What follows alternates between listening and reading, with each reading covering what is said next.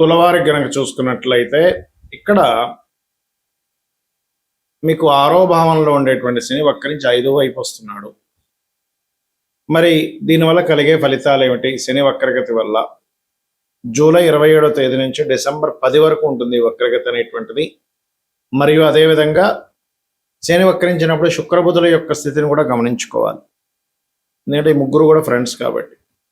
మరి ఈ గ్రహస్థితి వలన మరియు మీ జన్మజాతకంలో కనుక ఏదైనా గ్రహం వక్రించినప్పుడు కలిగే ఫలితాలు ఏమిటి అనేటువంటి అంశాలు చెప్తుంది నేనైనప్పటికీ చెప్పిస్తుంది సాక్షాత్ లలిత అమ్మవారిగా భావిస్తూ ఆ లలితాంబిక అమ్మవారి యొక్క అనుగ్రహం మీ తులవారికి అద్భుతమైనటువంటి ఫలితాలు అమ్మవారు అనుగ్రహించాలని మనస్ఫూర్తి కోరుకుంటూ ఇక్కడ గమనించినట్లయితే శని ఎప్పుడైతే 6లో ఉండి వక్రించాడో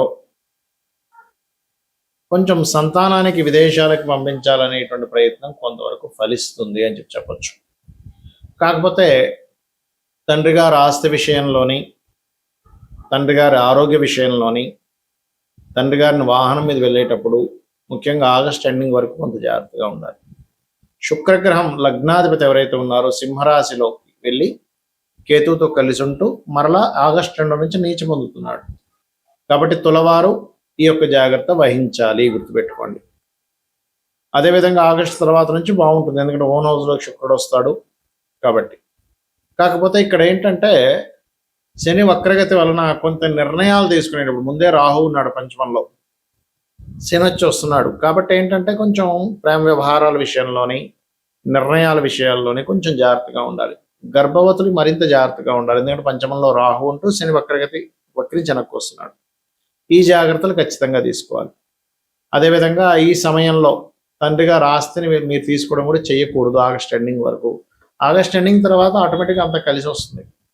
ఇక మీరు నిత్యము చేయవలసినటువంటి దేవతా ఆరాధన ఏమిటి? దుర్గాదేవి యొక్క ఆరాధన, కాలభైరవుడి యొక్క ఆరాధన, మరియు అదేవిధంగా కాళికాదేవి యొక్క అష్టోత్తరం చదువుకోవడం మంచిది. శని, రాహు, శుక్ర, కేతు గ్రహాల దగ్గర దీపారాధన చేయండి, అన్ని విధాలా బాగుంటుంది.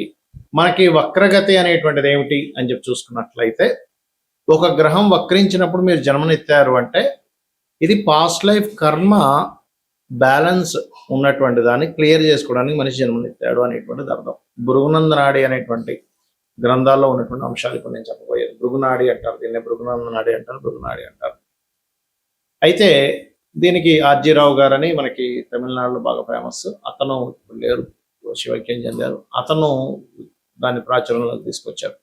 దానికి లగ్నంతో సంబంధం లేకుండా గ్రహాలు మన ఛానల్స్లో కూడా కొన్ని చార్ట్స్ మీద అనాలిసిస్ చేశానండి. అయితే ఈ గ్రహాల యొక్క కదలికల్ని బట్టి గ్రహం ఏ స్థితిలో ఉంది, ఏ అవస్థలో ఉందనే దాన్ని బట్టి చెప్తూ ఉంటాం. అయితే ఒక గ్రహం వక్రించినప్పుడు మీరు జన్మించారు, ఉదాహరణకి శని తీసుకుందాం. మీ లగ్నం నుంచి ఎన్నో అధిపతి అనేటువంటిది పర్సనల్ చార్ట్లో చూసుకోవాలి. ఎన్నో అధిపతి చెందింది. మేషం అయితే 10, 11 అధిపతి ఉంటాడు. వృషభం అయితే 9, 10, మిథునం అయితే 8, 9, కర్కాటకం అయితే 7, 8 ఇలా మారుతూ ఉంటుంది కదా. అలాగా ఎవరికైనా జన్మజాతకంలో మీ పర్సనల్ చార్ట్లో శని కనుక వక్రి రెట్రో అని ఉంటుంది ఇంగ్లీష్లో. అయితే అలా ఉన్నప్పుడు మీరు అర్థం చేసుకోవాల్సింది ఏంటంటే మీరు ఉన్న ప్రదేశంలో మీరు ఎంత కెరియర్ పరంగా ఎన్ని ప్రయత్నాలు చేస్తున్నా మీ కెరియర్ ఎదగట్లేదు అంటే మీరు అర్థం చేసుకోవాల్సింది ప్రదేశం మారితే మీ కెరియర్ ఎదుగుతుంది. అయితే ఇక్కడ ఒక చిన్న కండిషన్ ఏమిటంటే మనం ఇప్పుడు చెప్పుకోబోయేటువంటి గ్రహాల్లో ముఖ్యంగా శని, గురువు, బుధుడు, శుక్రుడు, కుజుడు 5 గ్రహాలే. రవిచంద్రులు ఎప్పుడు వక్రించరు, రాహుకేతువులు అయితే ఎప్పుడు వక్రించే ఉంటాయి. అయితే ఈ 5 గ్రహాల గురించి మనం మాట్లాడుకునేటప్పుడు ఒక చిన్న కండిషన్ అక్కడ ఒకటి చెప్తాం. ఏ భావంలో అయితే శని వక్రించాడో దాని వెనక రాశి ఫలితాలు ఎక్కువగా ఇస్తూ ఉంటాడు. అయితే అది 15 డిగ్రీలు లోపలైతే ఇంకా ఎక్కువ ఫలితాలు ఉంటాయి, 15 డిగ్రీలు దాటితే తక్కువ ఫలితాలు ఉంటాయి. ఇది ప్రధానంగా గుర్తుపెట్టుకోండి ఉన్న రాశిలో వక్రించినప్పుడు. అలాగే రెండవ పాయింట్ ఏంటంటే వెనక రాశి నుంచి, అంటే ఉదాహరణకి మిథునంలో ఉండగా వక్రించాడు అనుకుందాం కాసేపు. వక్రించినప్పుడు మిథునానికి వెనక రాశి ఏంటి? వృషభం అవుతుంది. వృషభము అక్కడి నుంచి కోణస్థానాలు అంటే మకరము, కన్య, ఈ రాశుల్లో ఏ గ్రహాలు ఉన్నాయి అనేటువంటి చూసుకోవాలి. ఎందుకంటే వక్రించిన శని 159 యాక్సెస్లో ఏ గ్రహాలు ఉన్నాయి ఆ ఎనర్జీస్తో అది పనిచేస్తూ ఉంటుంది. కాబట్టి అక్కడ పాపగ్రహం ఉందా, శుభగ్రహం ఉందా? ఎందుకంటే ఒక్కొక్కసారి మారడం వల్ల కొన్ని ఇబ్బందులు పడతాం కొంతమంది, ఎందుకు వెనకాతల పాపగ్రహాలు ఉన్నప్పుడు.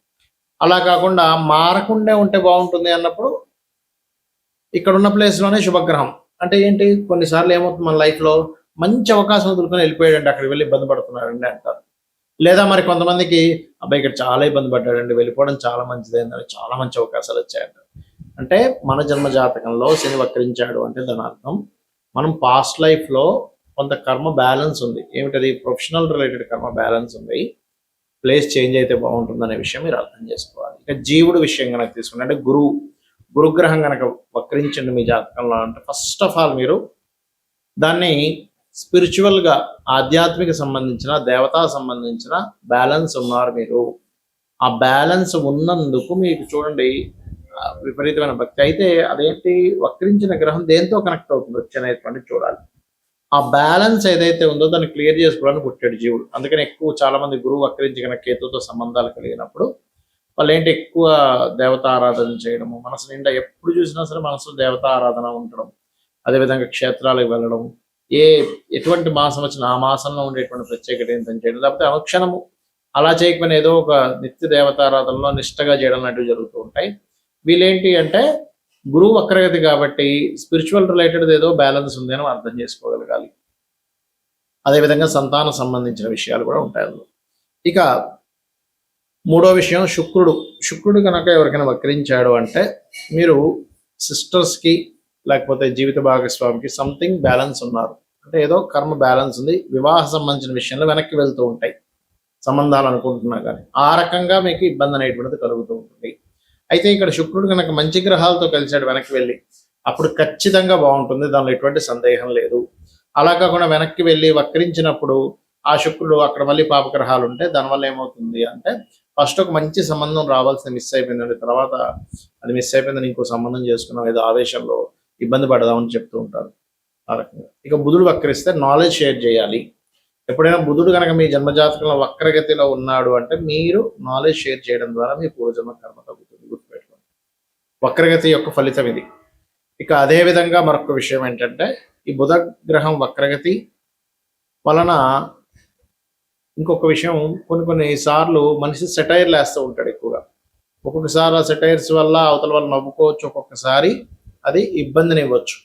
అయితే బుధుడికి వెనక రాశుల్లో ఉండే గ్రహాలు 159 బట్టి మీరు సెటైర్ వేయడం వల్ల అవతల నవ్వుతారా, లేకపోతే అంటే హ్యాపీగా ఫీల్ అవుతారా, ఆ సెటైర్కి జోక్ వేసారని, లేనట్లయితే అదే మీకు ఇబ్బందిని ఇస్తుందా అంటే వెనక రాశుల్లో ఉండే గ్రహాలు డిసైడ్ చేస్తాయి, గుర్తుపెట్టుకోండి. ఇక కుజుడు వక్రగతి చెందాడు అంటే మనం ల్యాండ్స్ తీసుకునే విషయంలో ఖచ్చితంగా జాగ్రత్తగా ఉండాలి. ల్యాండ్స్ కానీ లేకపోతే ఏదైనా ఒక మిషనరీ సంబంధించిన ఒక ఫ్యాక్టరీ తీసుకుంటున్నారు, ఈ యొక్క విషయాల్లో ఖచ్చితంగా జాగ్రత్తను వహించాలి, గుర్తుపెట్టుకోండి.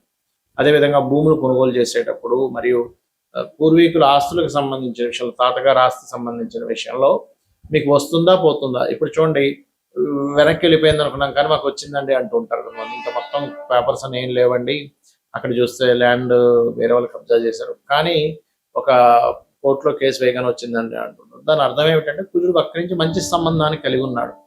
అలా కాకుండా వక్రగతి చెంది పాపగ్రహ సంబంధం కలిగితే మీకు ఎట్టి పరిస్థితుల్లో భూమి రాదు. అలాంటప్పుడు కాస్త వారాహి అష్టోత్తరం చేసుకోవడం చేస్తాయి కూడా మీకు కలిసి వస్తుంది. అంటే దీన్ని బట్టి మనం అర్థం చేసుకోవాల్సింది ఏంటంటే ఒక వ్యక్తి వక్రించి ఉంది, ఒక గ్రహం ఒక జాతకంలో ఉంది అంటే అది పాస్ట్ లైఫ్ కర్మ క్లియర్ చేసుకోవాలని పుడుతున్నాడు. ఇక్కడ మరి ఏ గ్రహం వక్రించలేదు, అప్పుడు ఏదైనా ప్రభావం ఉంటుందా? వక్రించిన నక్షత్రంలో ఏదైనా గ్రహం ఉంటే అది కొంత ప్రభావం ఉంటుంది. అదేవిధంగా ఇందాక నేను మీకు చెప్పాను రవిచంద్రులు, ఇక్కడ ఏమవుతుందంటే రవి కానీ చంద్రుడు కానీ వక్రించిన నక్షత్రం మీద ఉన్నప్పుడు వాళ్ళ నుంచి పొందాల్సిన పూర్తి స్థాయి ప్రేమ కావచ్చు, సపోర్ట్ కావచ్చు పొందలేకపోతుంటారు. లేదా వాళ్ళతో కొంచెం ఎడబాటుగా మీరు ఉండడం, లేకపోతే వాళ్ళ మీద ఎడబాటు ఉండడం కూడా జరుగుతూ ఉంటుంది. చంద్రుడు మనస్కారకుడు, మాతృకారకుడు, రవి ఆత్మకారకుడు, తండ్రి కారకుడు, కాబట్టి ఈ రకంగా జరుగుతూ ఉంటుంది.